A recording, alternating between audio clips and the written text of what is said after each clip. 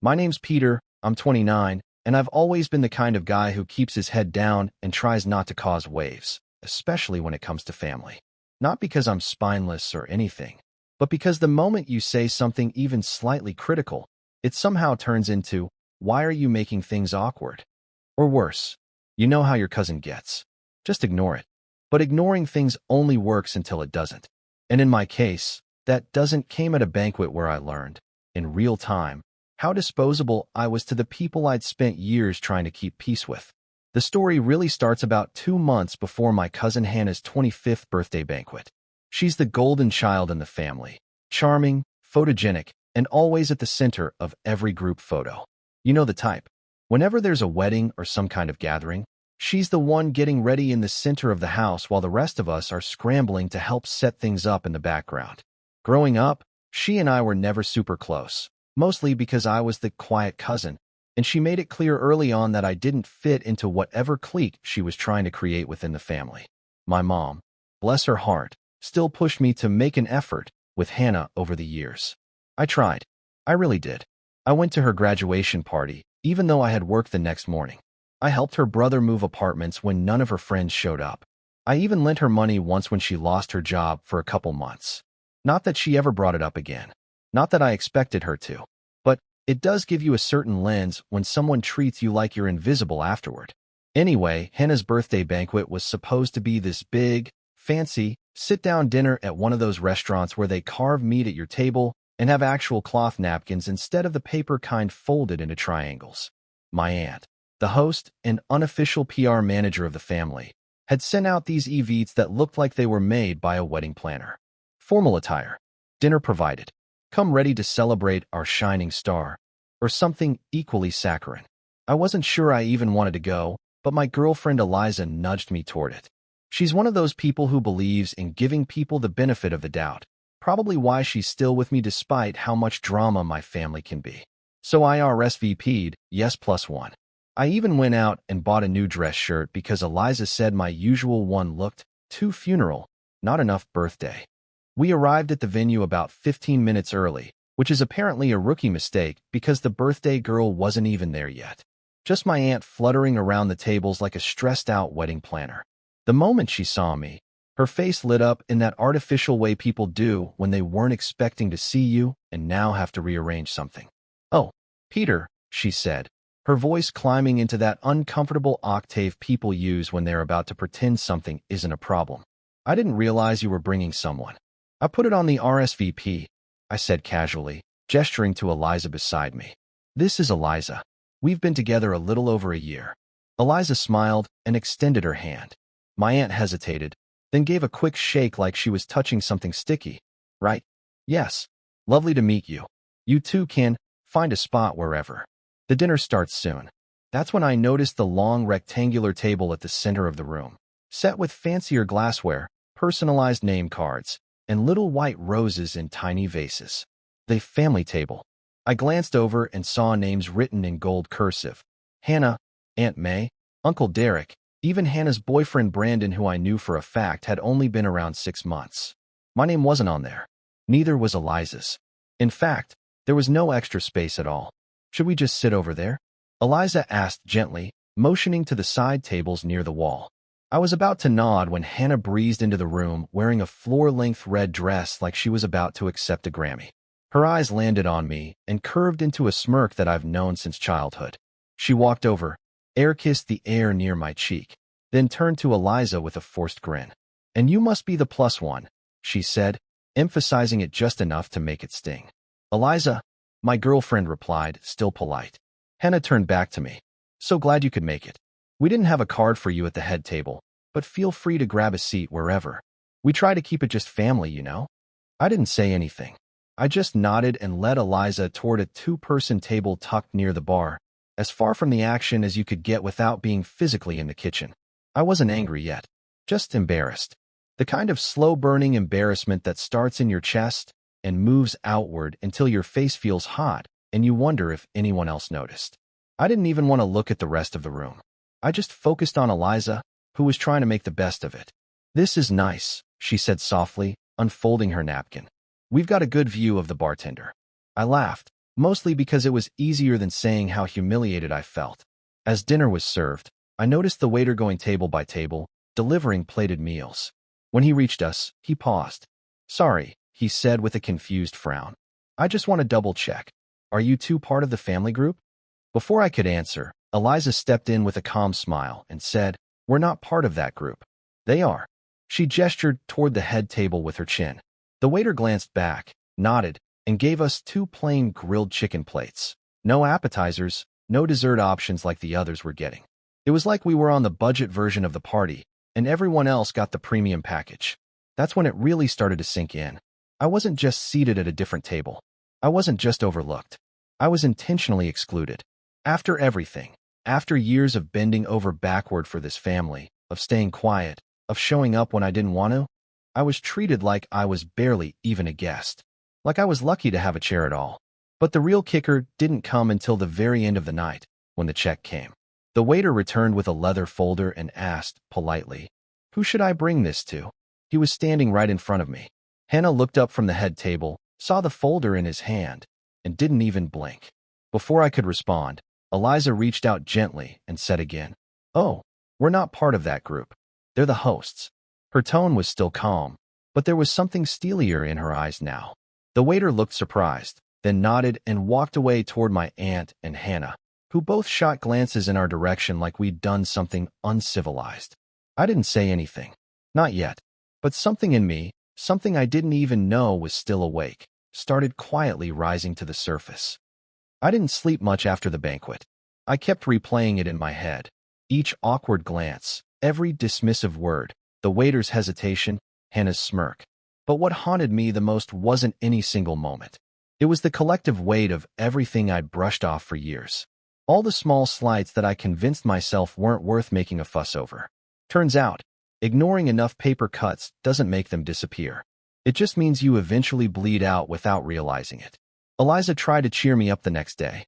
She made breakfast, cracked a few jokes about the chicken prison plate we got, and told me she was proud of me for staying composed. I appreciated it, but I was quiet. Not cold, just distant. I wasn't angry anymore. Something worse had settled in my chest. Clarity. I couldn't unsee what I saw, couldn't unhear what was said, and I couldn't keep pretending I was part of a family that only saw me as filler for a guest list. But clarity is a dangerous thing. Once you have it, you start seeing patterns everywhere.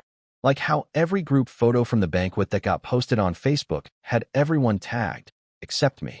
Even Eliza was tagged. But not me. I stared at one of the photos for a solid minute. Me, blurry in the background by the bar, while everyone else posed with fake champagne flutes and wide smiles at the family table. It looked like I'd photobombed a stranger's celebration. I didn't comment. I didn't message Hannah. I didn't even like the post. But I did something I hadn't done in a long time. I started paying attention. The next few weeks, I started noticing how often this kind of thing happened. Not just with Hannah, but with my entire extended family. Every family group chat, I was either ignored or looped in as an afterthought. My uncle hosted a barbecue and said it was just the cousins, but didn't invite me.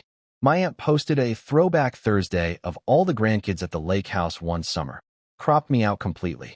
And when I texted my mom about it, she replied with, "Don't take things so personally, Peter. You know how they are." That phrase, "you know how they are." I'd heard it all my life. It was the excuse for everything. The reason why I had to keep swallowing my feelings. You know how they are meant you're not allowed to be upset. Not unless you wanted to be the problem. The breaking point came 2 weeks later, when my mom invited me to Sunday dinner at her place. Said it would be a small gathering, just family. I figured it'd be nice to spend time with her without all the others. And Eliza, always supportive, agreed to come with me. We arrived early, brought dessert. Eliza made this layered berry trifle thing that looked like it belonged in a cooking show. My mom seemed happy to see us. She hugged me, complimented Eliza, told us to make ourselves comfortable. It felt normal, almost like how things used to feel before I got old enough to notice the hierarchy. Then the doorbell rang. And again, and again. Over the next half hour, in walked Hannah, her boyfriend Brandon, Uncle Derek, Aunt May, and, of course, my cousin Riley, the other golden child who somehow managed to be both unemployed and condescending at the same time. One by one, they breezed in like royalty, arriving fashionably late to their own gala. Oh, I muttered under my breath. So much for a small gathering. Eliza squeezed my hand under the table. I could already feel the storm brewing behind her polite smile. Dinner was awkward from the jump. My mom had arranged the seating so that Hannah and Riley sat directly in front of each other, both flanked by their parents, while Eliza and I were off to the side again. Not the kiddie table this time, but definitely not the center of attention. Conversations flowed over us like we weren't even there. Hannah talked about how she might move to New York because LA is getting too basic, and Riley bragged about some new crypto app he was advising for. Brandon chimed in occasionally, usually just to say something like, "Facts," or "That's crazy, bro," and then went back to scrolling on his phone. When Eliza tried to ask a question, something harmless, like, "What's the app called?" Riley looked at her like she'd spoken out of turn and mumbled, "It's kind of insider stuff. Probably wouldn't be interesting." I watched Eliza blink twice, set her fork down, and say nothing. I felt a shift in my gut. Not anger. Not yet. Just shame. For bringing her into this. For exposing her to the same treatment I'd endured for years and convincing myself it wasn't that bad. Dessert came out.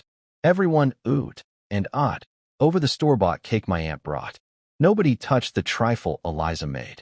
My mom didn't even set it on the main table. She left it on the counter like it was a backup, just in case the real dessert ran out. "Guess I'll take it home," Eliza whispered, smiling through it. After dinner, people started lounging in the living room.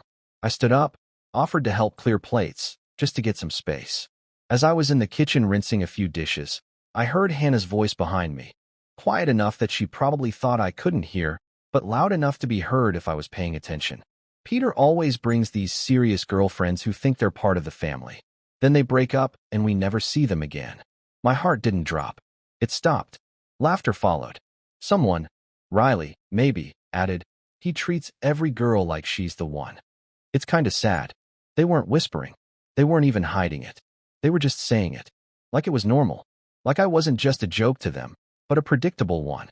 I turned around and locked eyes with Eliza, who had frozen halfway to the living room with 2 mugs of tea in her hands.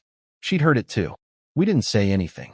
I walked over, took one of the mugs from her, and said, "Let's head out." "Oh," my mom called from the other room. "You guys don't have to go yet." But her voice was hollow, empty of anything that made me believe she actually wanted us to stay. Outside, Eliza didn't cry. She didn't rant. She just got in the car, pulled the door closed, and let out a single, controlled breath. I sat beside her, staring at the dashboard. For once, I had no words. Then she said, softly, "You know, I never thought I'd say this, but I get it now. I finally get why you always flinch when the word family comes up." That was the moment it all clicked. All the years of defending them. All the times I told myself they don't mean it, or it's just how they are, or at least they're still family. That moment broke whatever rope I'd been clinging to, frayed and useless, convincing myself it was worth the climb. I was done. Done waiting for their approval. Done showing up out of guilt. Done letting them define where I stood. But as it turns out, I wasn't the only one with a line in the sand. 2 days later, I got a group text from Aunt May. "Hey everyone, just a reminder, Hannah's having a second celebration dinner this Friday, more intimate. Only inviting real family this time. No plus ones please. Thanks." It was addressed to everyone, including me. A minute later, Eliza leaned over from her side of the couch and showed me her phone. Hannah had sent her a separate message. "Hey, nothing personal, just trying to keep this small. Hope you understand." I stared at both messages for a long, long time. And that's when I realized. They didn't just exclude me. They expected me to show up anyway. To sit there, quiet, alone, like some loyal, obedient stand-in they could mock when I wasn't listening, then parade around when they needed to fill a seat. They didn't know it yet, but this time, I was listening. I didn't respond to the message. Not to Aunt May's group text, not to Hannah's private invitation, and not even to my mom when she called 2 days later to ask why I hadn't RSVP'd. I just let it sit there. A digital silence I knew they wouldn't understand. For people so obsessed with appearances and hierarchy, silence was chaos. And I wasn't ready to give them peace. The night of the intimate family dinner, I stayed home with Eliza. We ordered Thai, watched a bad comedy, and didn't talk about it. I mean, not directly. But every laugh that came a beat too late, every glance that lingered, said what we were both thinking. This wasn't just a one-time insult. It was a pattern I'd let take root, and I was finally ripping it out. But pulling out roots hurts. More than I thought it would. The day after the dinner, I opened Facebook and saw the pictures. Because of course there were pictures. Hannah in a silk dress, posing with her parents, her brother, my mom, my uncles.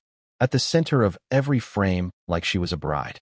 My chair, if there ever was one, wasn't even empty. It was filled by Riley's new girlfriend. A girl he'd started dating literally 2 weeks ago. She had a name card, a custom menu, a caption under a photo that read, "Family means everything." I wish I could say I felt rage, that I smashed something, or at least unfriended them all in a dramatic sweep. But I didn't. I just closed the app, turned off my phone, and sat in silence on the edge of the bed while Eliza brushed her hair in the mirror. After a minute, she glanced at me. "You okay?" I didn't know how to answer that. "I'm fine," I said like a reflex. She nodded, then added, "You know, fine isn't a finish line." And that cracked something open in me. Because she was right. For years, I treated fine like some kind of success. Like if I could just make it through the event without saying the wrong thing, or getting too upset, or being seen as a burden, that meant I was winning. That I was somehow doing life right. But fine was killing me. Slowly, quietly, like a leak under the floorboards you don't notice until your whole foundation rots. So the next morning, I got up early, showered, shaved, wrote down 3 things I'd been putting off for months. None of them were major life changes. Just small stuff. Sign up for the photography class I'd bookmarked a year ago, call the gym near my apartment, and finally fix the leaky kitchen tap that made that weird plink noise every 5 seconds. It wasn't revenge. Not yet.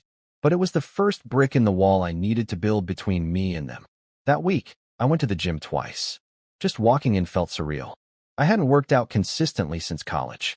I told the guy at the front desk I was looking to build a routine, and he set me up with a trainer named Marcus who looked like he could bench press a truck but talked like a chill camp counselor. "Don't try to be a hero," he said. "Start with what you can do consistently. Discipline over ego." That line stuck with me. After the 3rd session, I started sleeping better. My shoulders ached in that good way. The kitchen tap stopped leaking after I finally pulled out the wrench I didn't know I even owned. And the photography class? It turned out to be the best decision I'd made in years. It was a small group, 8 people total, meeting every Saturday morning in this converted warehouse with natural lighting and endless coffee. I didn't know what I was doing, not really, but I liked the way holding the camera felt. Like I was framing the world on my own terms. Like I could focus on one thing and block everything else out. The instructor, Lyle, was this older guy with messy hair and the kind of voice you'd hear on a nature documentary. He didn't coddle anyone. He just gave real feedback. But after our second assignment, he paused while looking at one of my prints. "You've got a good eye," he said. And something about the way he said it, simple, honest, without any expectation behind it, nearly broke me. Because it was probably the first time in a long time that someone saw me for me, and not just for where I fit, or didn't, in a family photo. I started going early, staying late, volunteering to help set up. I wasn't trying to become some world-class artist or anything. I just liked the rhythm of it. The quiet satisfaction of capturing something real. One morning, after class, Eliza and I went for coffee. She asked if I was planning to share some of my work online. I hesitated, then said maybe. That night, she helped me set up a simple portfolio page. I uploaded a few of my favorites, some shots of downtown at sunset, one candid of a street musician lost in his song, and a photo of Eliza laughing while holding a coffee cup with whipped cream on her nose. The next day, I got my first message through the site. It was a local magazine asking if they could license one of my photos for a Faces of the City series. I didn't know whether to laugh or cry. I wasn't fine. I was starting to live. But the thing about rising? People notice. Especially the ones who liked you better when you were small. It started with a text from my mom. "Saw your photos. So proud of you." Then another. "Hannah's thinking of doing a shoot for her fashion blog. Maybe you two can collaborate." I stared at the message for a long time. Not because I didn't know how to respond, but because, for the first time in a long time, I had the power to choose whether or not to. I didn't respond right away. Instead, I forwarded the message to Eliza with a simple caption, "What do you think?" She replied almost instantly, "You already know." And I did. A week passed. Then 2. More emails came in, small offers, opportunities to shoot portraits or events. I wasn't quitting my job or anything. but I started carving out real time for it. People were paying me for something I created. Not because I was family, not because they were doing me a favor, but because I was good. And still, the messages from my mom trickled in. Your uncle's turning 60 next month. Family dinner, you're invited. You can bring Eliza. Followed by, it would mean a lot to everyone if you came. And finally, please don't shut us out. That one hit different. Because she wasn't just asking me to come anymore. She was asking me to forget. To forget the head table, the smirk, the jokes, the invisible name cards, the way they all laughed behind my back and then asked for my presence like I owed them something. But I wasn't interested in forgetting. I was interested in remembering, so I'd never let it happen again. Eliza and I talked about it. Not just once, but a few times. I didn't want to drag her through more of their mess. But she said something that stuck with me. You don't have to burn the bridge, but you don't have to walk across it either. So I didn't. I sent a polite, short message declining the invitation. Wished my uncle a happy birthday. Said we had other plans. And you know what? The world didn't end. No one showed up at my door demanding an explanation. No angry phone calls. Just silence. But it wasn't empty this time. It was peaceful. By mid-fall, I had a rhythm. Photography gigs every few weekends. Gym sessions twice a week. Weekly date nights with Eliza. I even started journaling, not the deep, emotional kind, but just quick thoughts at the end of the day. What I was grateful for. What I wanted more of. What I was learning about myself. And somewhere in the middle of all that, something clicked. I wasn't building a new version of myself. I was uncovering the version that had always been there. The one that wasn't scared of being seen. The one who didn't need permission to feel worthy. But I'd be lying if I said I didn't still think about them. About Hannah and Riley and my mom. About all the years I spent shrinking myself just to fit in their frame. About all the birthdays and dinners and texts that said, we're family, but felt more like, stay in your lane. And the more I thought about it, the more one thing became clear. They hadn't just disrespected me. They'd underestimated me. They thought I'd always stay quiet. Always come when called. Always swallow the insult and smile through it. But they were wrong. Looking back, I think part of me always hoped I'd get a clean break. That once I started building something for myself, outside of the family, outside of the years of small humiliations and fake smiles, I'd finally feel free. But healing doesn't work like that. Especially when the very people you're healing from start knocking again, not because they miss you, but because they've realized you're useful now. It started with another text from my mom. Do you still do photography? Hannah needs some headshots for her new website. Would be a nice way to reconnect. That word, reconnect, like there'd been a misunderstanding. Like I hadn't been excluded, mocked, and dismissed to my face. Just a little hiccup in our otherwise functional family dynamic. I didn't answer. The next day, I got a call from Aunt May. I let it ring. Then a message came in. We've always supported you. I think it would be really healing for the whole family if you helped Hannah with this. She's under a lot of pressure, and she needs someone she can trust. I stared at the screen for a long time. Then finally, I opened a blank document and started typing. Not a reply, just thoughts, feelings, everything I'd swallowed for years. I wrote about the head table, the comments, the way Eliza had been treated. I wrote about growing up in a family that only saw me when it was convenient, and how being quiet wasn't the same as being weak. It turned into 5 pages. At some point, Eliza walked in and saw me at my laptop. You okay? She asked. I nodded. I think I'm writing my manifesto. She smiled, but there was a seriousness in her eyes. What for? And I told her the truth. For me, and maybe for them. Eventually. Because I knew something now. They hadn't just dismissed me. They'd trained me to believe I had to earn love. That attention was a reward for compliance. That the best I could hope for was tolerance. But they'd made a mistake. They gave me time to grow without them. And I'd used that time well. In October, I got my first corporate gig, a headshot session for a local startup. It wasn't glamorous, but it paid well and came with a referral to their event coordinator. 2 weeks later, I was booked for their company retreat. My photos ended up on their website, and just like that, I was being seen by more people than ever before. I upgraded my camera, invested in better lighting, took a business course on weekends just to understand contracts and pricing. And slowly, something started shifting. I wasn't just building a hobby. I was building leverage.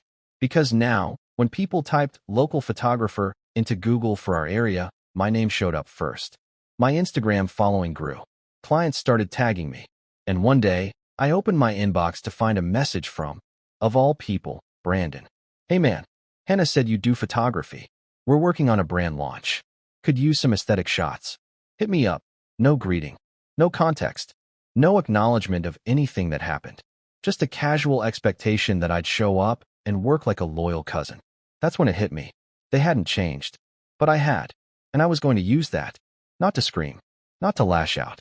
Not to finally deliver the emotional monologue I'd rehearsed in the shower. No.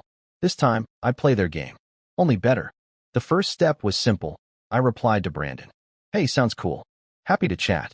Send me some details about the project. He wrote back fast. Said Hannah was launching a lifestyle blog and wanted curated photos, studio shots, candids, maybe some staged influencer content. She had a vision board, a color palette, even a mood playlist. It was all very Hannah. They didn't ask for my rates or my availability. They assumed I'd do it for free. So I sent over a PDF portfolio, along with a short professional message and my standard pricing sheet. There was a pause. 3 days went by. Then I got a text from my mom.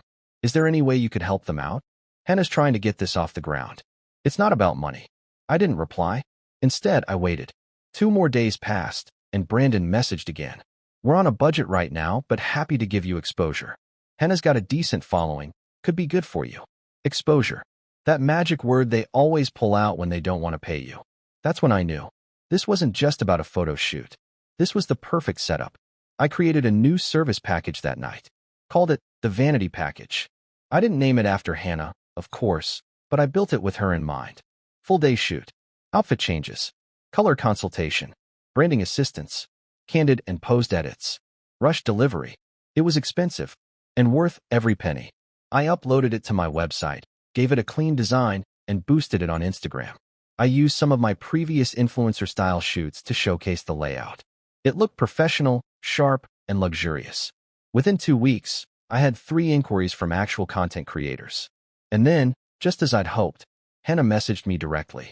Hey, so I saw the Vanity Package. That's kind of what I had in mind. Is there a family discount or something? I took a deep breath, then responded. Hey, I'd love to work with you, but this package requires a lot of time and planning. Because it's you, I'm happy to waive the rush fee. Everything else remains the same. She replied almost instantly. Seriously? No other family would charge me full price. You're right, I said. But no other family treated me like I wasn't one of them. She didn't answer after that. But I wasn't done. At the next photography class, I pulled Lyle aside. Told him I was thinking about doing a gallery. Nothing huge. Just a collection of photos about identity. How people see themselves versus how the world sees them. He loved the idea. So I started gathering material. Some portraits were dramatic. Some subtle. I interviewed the subjects. Got quotes. Paired the images with short captions. I worked nights and weekends. Designed the layout myself. Booked a space. Nothing fancy, just a local art co-op that hosted small exhibitions. I called it Blurred Lines. And one of the centerpiece photos? A candid shot of Eliza. Sitting at a table near the bar. A plate in front of her, blurry laughter in the background as she looked directly at the camera. Unnoticed.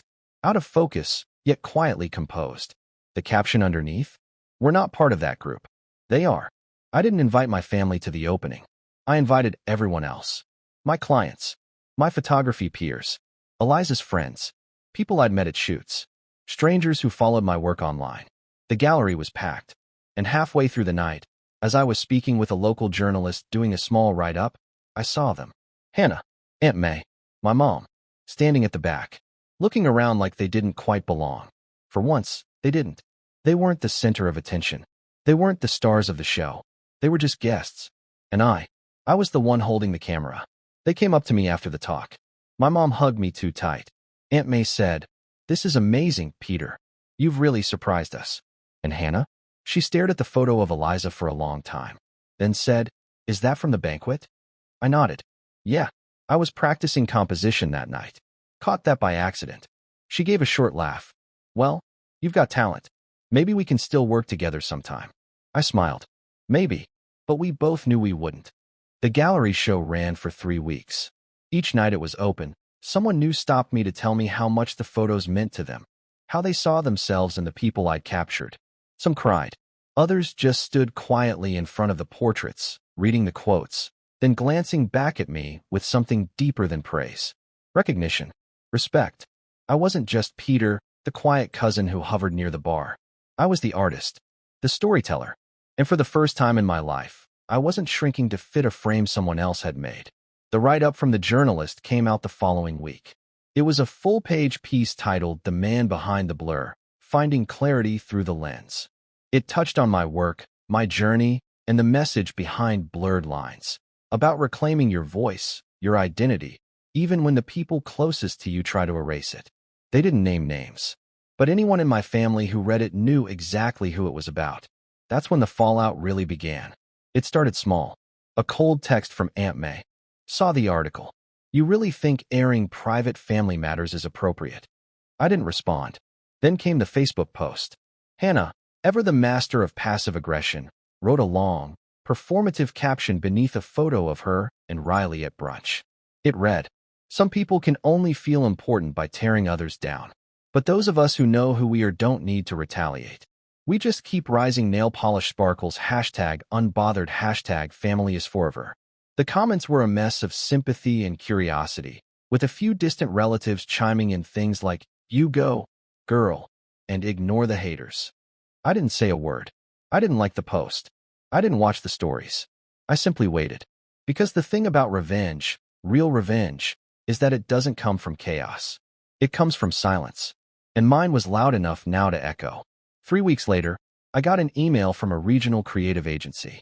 They were working on a tourism campaign for our city and had seen blurred lines featured in the local arts newsletter. They wanted me to lead the photography for the entire project: portraits, landscapes, candid street shots. A full feature. It paid more than I'd ever made from photography before. I signed the contract 2 days later. I also hired an assistant. Eliza.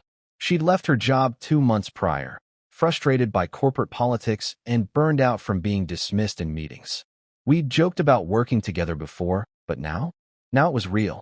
She had an eye for people and a sharper mind for planning than I ever would. Together, we mapped out routes, tracked lighting schedules, scheduled shoots with local business owners and artists. And then, because life has a twisted sense of humor, I got a DM from Hannah. "Hey, so Brandon and I are launching a boutique brand, and we really want to shoot a campaign. I know we didn't connect before, but we're ready to move forward professionally. What's your availability?" It was like she thought nothing had happened.